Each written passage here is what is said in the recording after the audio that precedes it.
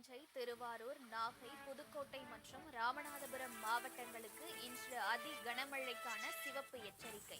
மாவட்ட ஆட்சியர்களுடன் முதல்வர் ஸ்டாலின் அவசர ஆலோசனை. மணிக்கு 10 கிலோமீட்டர் வேகத்தில் தமிழகத்தை நோக்கி நகர்கிறது டிட்வா புயல். மீட்பு மற்றும் நிவாரண பணிக்காக பேரிடர் மீட்புக் குழுக்கள் தயார் நிலையில் நிறுத்தம். இலங்கையில் கொட்டி தீர்க்கும் கனமழையால் பொதுமக்களின் இயல்பு வாழ்க்கை பாதிப்பு. மழை வெள்ளத்தால் 56 பேர் உயிரிழப்பு. மீட்பு பணியில் ராணுவம் களம் இறங்கியது.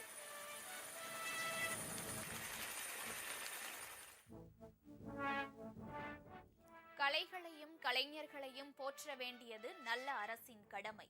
சென்னையில் பட்டமளிப்பு விழாவில் பங்கேற்ற முதல்வர் ஸ்டாலின் பேச்சு.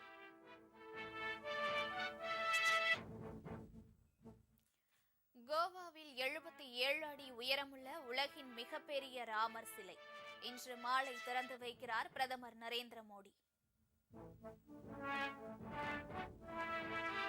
கர்நாடகாவில் முதல்வர் பதவியை கைப்பற்ற டி.கே. சிவக்குமார் முயற்சிப்பதால் காங்கிரஸில் குழப்பம். சித்தராமையாவுக்கு எதிராக நம்பிக்கையில்லா தீர்மானம் கொண்டுவர பிஜேபி முடிவு.